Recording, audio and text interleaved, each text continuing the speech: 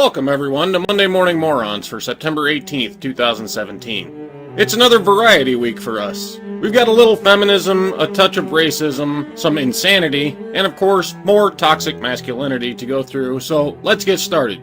Bob, what wealth means to women? According to recent data from the Charles Schwab Modern Wealth Index, men and women have different definitions of wealth. Women tend to define wealth in ways other than dollars and cents. Women lean more into things that money can't buy, says Haba Sharif, sorry if I fucked up that name, Senior Public Relations Manager at Charles Schwab. More than 60% of women said they'd value good physical health over having lots of money. They also prioritized feelings of gratitude and peace of mind. Women value relationships and the lack of being stressed out about money, being grateful for what they have, Sharif says. Now, I wonder, why exactly do women on average earn less than men and are less likely to be CEOs? Is it because they're less likely to want the stress that comes with that job, perhaps? Is it that they'd rather make enough money instead of the most money? Is it maybe they're more interested in making friends and developing relationships instead of acquiring material possessions? Nope. If you said yes to any of those questions, then you're a misogynist pig. Clearly, the only reason women aren't lining up to be CEOs is because the sexist society monster convinced them that they simply aren't worthy and the patriarchy is holding them down. We need a concerted campaign to convince women that what they want isn't what they want, and they should sacrifice their happiness to do jobs they don't want to do because equality is the most important thing. So ladies, stock up on Prozac, get out there, and topple that patriarchy. What's next, Bob? I'm a U.S. military vet, and I feel afraid in my own country. Right. This is an opinion piece that caught my attention because I'm a veteran also, but mostly because I agree with the point she's trying to make, yet I'm not so sure she believes it. You'll see what I mean, but let's start with her point first. In the military, we saw beyond skin tone, our faiths and country of origin. We were patriots, and that was enough. I wish civilians could see beyond the hate in their hearts and know people like me are not the enemy. Instead of being divided, we could come together and simply be Americans. Now that's a great feel-good point, and I agree. This country would indeed be a lot better if we all stopped whining about skin color or ethnicity or whatever, and just accepted we're all Americans. But the reason I question her belief in it is in her language throughout this little story. For example, 2 days after 9/11, I watched as the news continued to replay images of steel towers crumbling in flames. I looked at the screen from my perch at the hostess stand of a swanky Italian restaurant in downtown Chicago where I worked. I had just begun my shift, and my manager pulled me aside. "We are overstaffed, and we have to lay you off," he said. Even as a 16-year-old, I understood that hostesses don't usually get laid off. I was being treated like hundreds of others who were suddenly out of work. Their only fault? Sharing the same South Asian features as me. Let's begin with your assumption that hostesses don't get laid off. That's simply not true. A business struggling with profits can quite easily save some by dismissing hostesses, as, let's face it, hostesses are quite unnecessary in most restaurants. They don't actually make the business any money. My sister was once a hostess. She got laid off.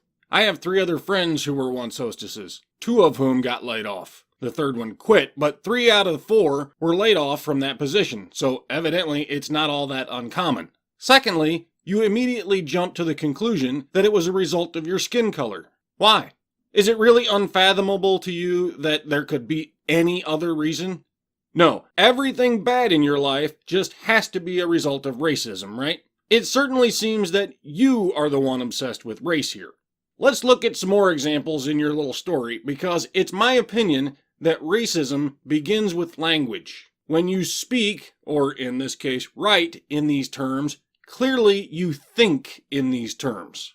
In basic training, a white boy from rural Alabama shared that he had never seen a black person before. White boy. Not just a boy from Alabama, but a white boy. For some reason it was important to you to make that distinction. I always thought how remarkable it was that in the hallways you would hear hip-hop, country music, and reggae, and occasionally Bollywood from my stereo. And here we're assuming stereotypes. Ever considered that some black people listen to country? Some white boys listen to hip-hop, etc.? It's quite possible that every single person in that barracks could have been the same color, and you'd still hear a variety of different music. Hell, my white neighbors listen to hip-hop, and the black family across the street listens to Johnny Cash. Might seem weird to you, but it doesn't to me. Annoying because they play it so loud I'm frequently forced to listen to it as well, but that's beside the point. In the next paragraph we have Chinese American, Peruvian American, and you're surprised that anyone other than Indians enjoy Indian food. This hyphenated shit is exactly the problem in my opinion, because it continues to separate us into smaller and smaller groups. For me, there is no such thing as a Chinese American. If you were born here, or you've immigrated here, then you're an American. I don't care where you came from. You're either an American, or you aren't. There's no half shit. I don't call myself a German American, or an English American. Yes, my ancestors came from those countries at some point in the past, but I was born here. I live here. I'm a citizen here. I'm just an American. Period. Same as you. Skin color or where your ancestors came from is irrelevant. You're an American. Until we accept that, these artificial divisions will persist because you continue to separate yourself into a different group than the rest of us. Then there's this part. In 2004, I was traveling through Atlanta's International Airport while in uniform and was held for special screening and pat-down. My white peers, also in uniform, were upgraded to first class for being in uniform. That stung. My uniform, the willingness to make the ultimate sacrifice, was not seen by the civilian sector. I was viewed as a threat then, and these days I am seen as an even bigger threat. Yet again, you assume you were held up for special screening because of your skin color. Let me tell you a story. On my return from an exercise in Australia, I was in uniform, and I too was held up for special screening at the airport. Do I assume it was because I'm white? No. At the time, I was carrying a briefcase containing top-secret material that I could not be separated from. My refusal to put the briefcase through their X-ray screening machine naturally piqued their concern, and I was held for special screening. Now, I had a courier card to explain that to the customs officials at the airport, but by simply not playing along with their usual rules is the reason that they held me up, not my skin color. On a different trip, returning from Norway this time, I was again held up for special screening. Was it because of my skin color? No. I was just unlucky enough to be the random person they chose to inspect. Shit happens. Yet when it happens to you, you immediately jump to the conclusion that it was your skin color.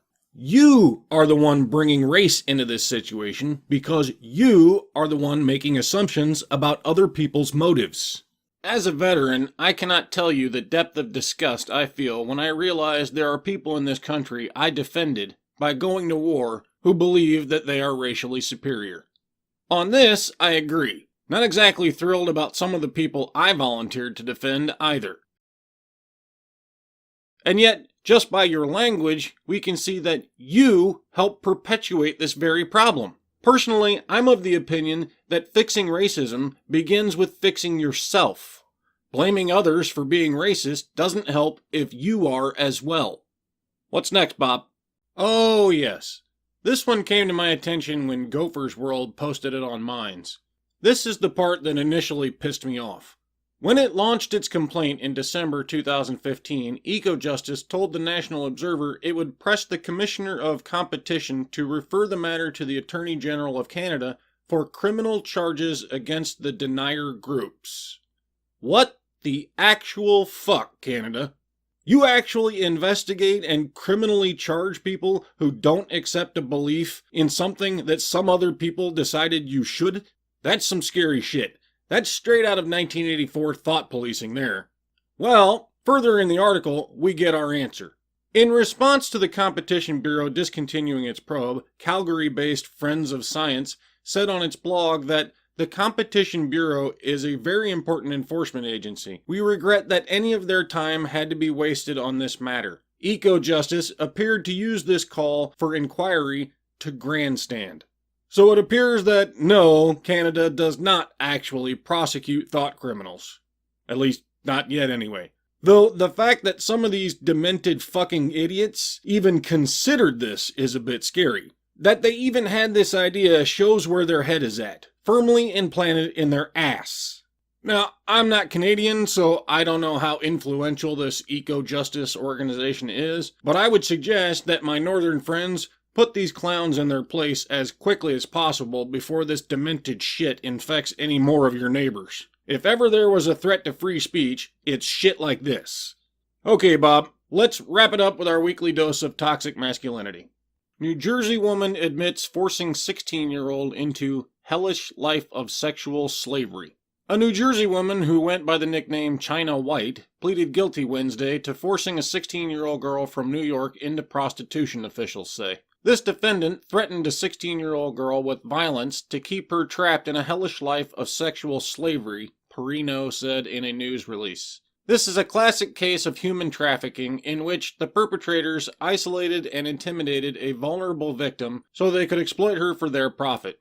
Now I know what you're thinking. What a horrible woman.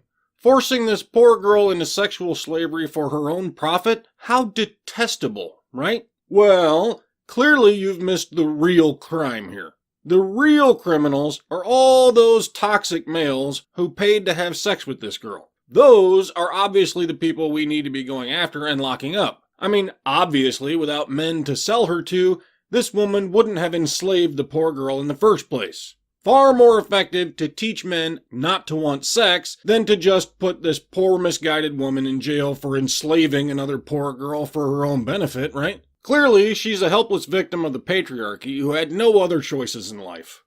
Remember, folks, women are victims, men are oppressors, and feminism is just about equality. I'll see you all next time.